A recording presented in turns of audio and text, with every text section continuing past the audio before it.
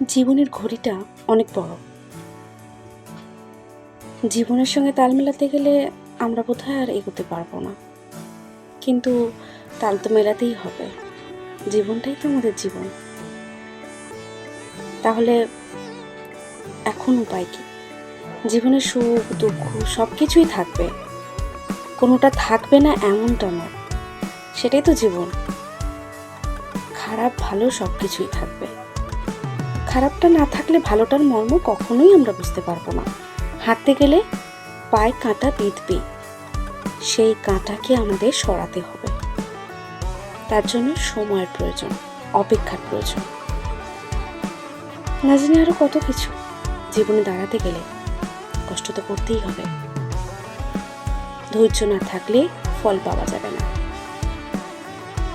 তাই অপেক্ষার প্রয়োজন, সময়টাকে সঠিক কাজে লাগানোর প্রয়োজন।